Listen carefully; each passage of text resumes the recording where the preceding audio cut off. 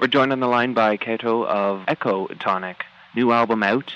For those of you that don't know anything about yourself, can you explain a little bit about your work and who you're involved with? Well, as an artist, I've been doing one version or another of electronica for quite some time. This project, Eccotonic, came about more as a need to do something very different from what I was doing on a daily basis as a film composer. Where very often you're very much directed to do certain styles and even often imitate other types of music, and I felt that I needed a project where I could just totally chill out, I guess, is honestly a good way of putting it. And so I sort of drifted into down-tempo, first as a fan, listening to earlier works by Tosca, Massive Attack, whatever, and just really felt the style resonated with me and sort of segued into making beats and doing things. And then slowly, over quite a few years, the Eccotonic project evolved.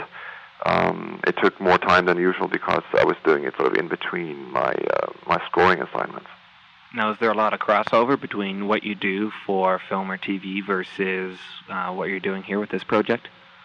It is, inevitably, and in a good way. I guess, first of all, when I do film and TV music, I'm mostly called upon to do stuff where they want, sort of my sound like they want. It's usually, electronic mixed in with acoustic sounds or instruments, and a lot of it is, I don't know if you would call it down-tempo, but it's definitely, there's definitely a lot of back and forth in terms of ideas and sounds being used and things like that. But at the same time, I have that total freedom with Eccotonic that I can do whatever I want and not have to answer to a director or a producer or something.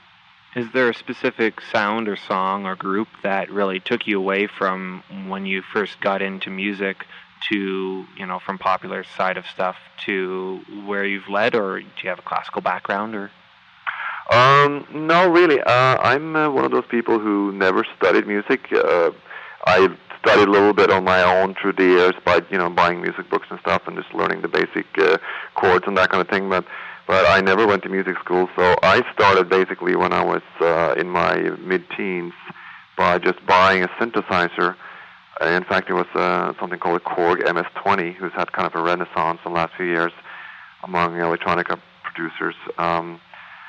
And I got that, and I just started playing along to records of the day, and then it evolved from there, and I started working more with synthesizers and electronics, more from a point of selling them and working with them on a technical level, and then, parallel to that, doing the music thing.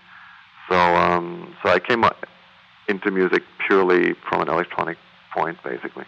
Now, who do you work with? Is there someone involved in this project other than just yourself? In Eccotonic, it's definitely a collaboration with some key people. Most notably, it's Jenny Kampmani. She's a Swedish singer, but she's located here in the States, and she is the lead vocalist on several of the Eccotonic tracks, including Game Thing, A Beautiful Thing, Red Will Be Missed, and Flow Motion, the title track. And so we co-write together, or sometimes she just provides her voice depending on what kind of track it is. And also I worked with this Japanese friend of mine, Naomi Suzuki, who translated a poem I had written into Japanese. I'm not quite sure what made me want to do it in Japanese, but one thing was that I came across this word that I really like, kite, which means listen in Japanese, and it's a kind of a cool connotation since we're talking about music. So I had her translate the poem, and then I thought, it would be good to have her read it too. And that just turned out pretty cool. So I made a track out of that. So the album's Flow Motion, and pretty good reviews I've seen on your website. Yeah, it's we're getting some good response. It's new times these days. It's a new world in terms of how to promote yourself and the channels you go through and all that stuff. And we're still playing catch up, trying to get more people aware of what we do. Yeah, there's been some good response. I'm very happy about that. Now, how do you promote online and over the web? I basically decided to, in addition to just having created a MySpace page and a web page a while back, quite a long while before the actual album was released, I decided to go all out and work with a promotion, with a PR company. Since I hadn't done any releases before as an artist, I didn't know how to get in touch with journalists, DJs as yourself, most efficiently. So I decided to work with a company in New York that basically has helped us, get the CDs out and get people interested in writing about it. And you're signed with a label. Is it Kalite Records? I basically have a publishing company, that handles the licensing of my other musical compositions, and I just created a subsidiary of that company, called it Kite Records, because it made sense, again, listen, reference. So it's a personal label. If will I expand it in the future to release out artists? That's a possibility. Of course, when you have a record label, you always, which is just in this case more or less just a name. But in this case, I'm thinking maybe I would at least have it as a possible release vehicle for any collaborations with someone who isn't signed to another label. Mm-hmm. Now, I run 3 labels, and that's one of the things that I get the most questions is, how do I start a label? Where would you suggest someone who wants to start a record label starts with? What's the steps? Well, I guess I had a little bit of an advantage that I was already a professional in the music industry and had been for, many years. So I had a publishing company and knew a lot of the mechanics of at least the publishing, licensing, film, TV side of things. I don't know a lot about the record industry, but the way I did it, since, this is a very narrow release and I'm not a touring act, I don't have a lot of logistics to deal with. It's pretty simple. If you already have a company, you can create, a subsidiary, a division of your existing business, which is what I did. If you don't have a company, if you're partners with, let's say you're a band, you're 3 people, you would have a partnership already as in the band, and you would just expand that maybe to create an LLC or a DBA or something. That would be the record company. And I think there's some really good books out there, partner up with other artists and things like that. Now, how does distribution work for you? Again, Eccotonic so far, hopefully not for the future, but for now, it's a very small release, and I haven't tried to seek traditional distribution for it yet. I'm preferring to stay independent and do it strictly through. I went the route of signing, like so many others have done, to sign up with cdbaby.com, which the benefit of that company is that they take a very modest share of your gross sales, and they get you in with iTunes and all the leading digital music retailers. Yet you're still non-exclusive, and you can sell your music through other stores, other outlets like Amazon, which I also use. But I actually prefer CD Baby because they're very easy to deal with. But of course, without distribution, it's also then even more up to yourself and your label's ability to market and let people know that there's a release out there.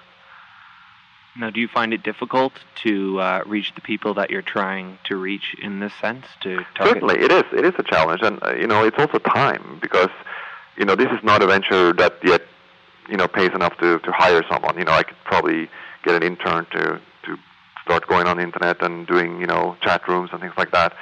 I do a little bit of that myself. I try to get the most out of MySpace, but yeah, it's a challenge. It's being on top of all the new websites and all the blogs and all the things that you need to know about. This internet is such a dynamic situation. It changes all the time. There's new stuff happening so quickly. So it's almost a full-time job just staying on top of things like that. So I feel like I'm always playing catch-up, but then once in a while you get some break and you get a good review here and there and you get out a little bit further, and it's very satisfying too, to have that instant response that you get when it's not, based only on print media. A lot of people I know are complaining about the fact that right now it's not viable to make a living off of selling music online digitally. Do you find that that's the case with you right now, and you're forced to really push your production side and your film score and everything like that to make ends meet? Yeah, it's a very interesting point you're bringing up, and a lot of people are concerned with that. There's I can talk about this for hours, but I'll try to be brief. But right now, in Hollywood, we're my main musical income is happening in terms of writing music for film and television. There's a writer's strike going on. And the writers are striking because they are disagreeing with the studios on what share they will have of future digital royalties. The composers, film composers, are not unionized, so they cannot strike. So we're basically at the mercy of whatever gets decided in general, so I guess there's first there was the record industry where, can an artist these days make a living of music because there's so much free downloading and all that stuff. I think it's possible. I think it's a lot of cleverness and hard work that needs to happen. I think smaller number of sales that you might have because of not being affiliated with a bigger label can be offset by the fact that you make a lot more per sale. But still, it's so many people putting things out there, and you're really at great danger, to drown in a sea of stuff. So to stand out and get attention is it's getting easier and more difficult at the same time, if that makes any sense. Very and much I think so. that I could not easily have had music as a full-time job if I were to only be a recording artist with the kind of music that I want to do. All right, let's go back. For me, it's possible to basically to do Eccotonic very much because I already have a base in music.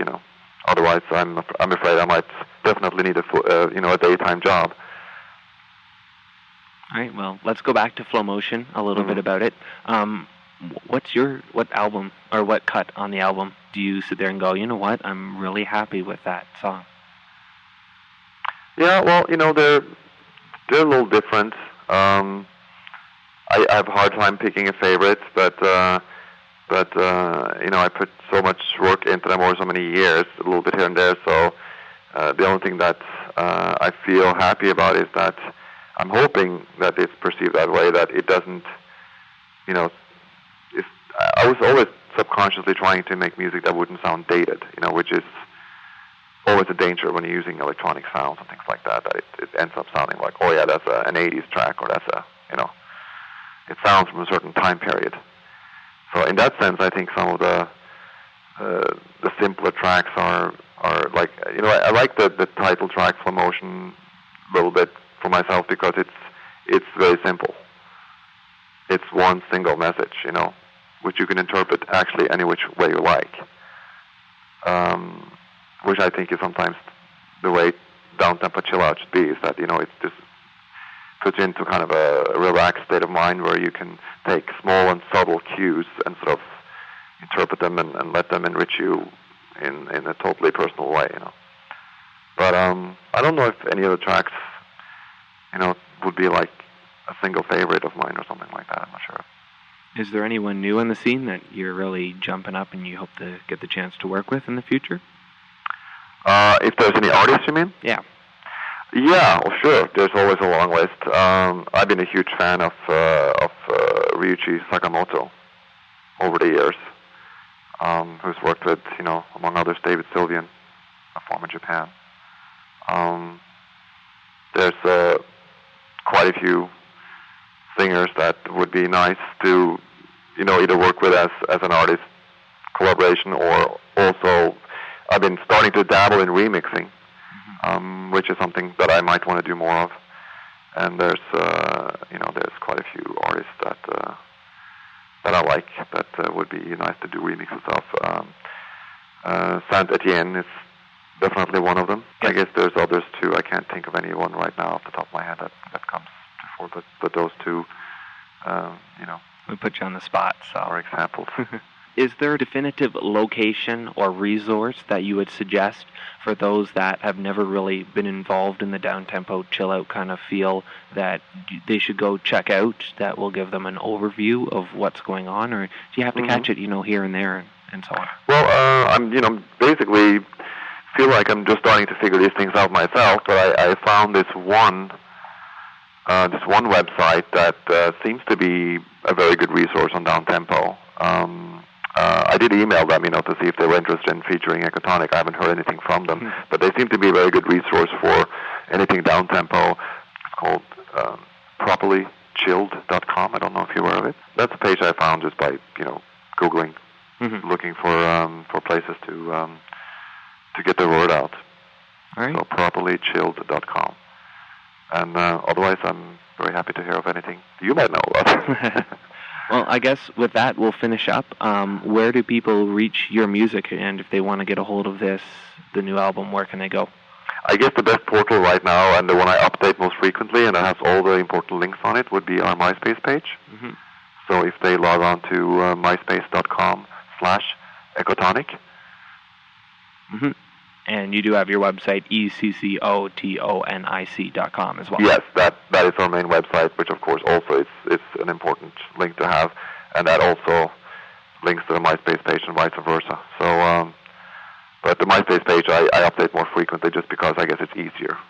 Excellent. Well, it's been a pleasure talking with you, and I'm sure we're going to have the CD and the CD player and spinning often. Yeah, pleasure's been all mine, and thanks very much for talking to me.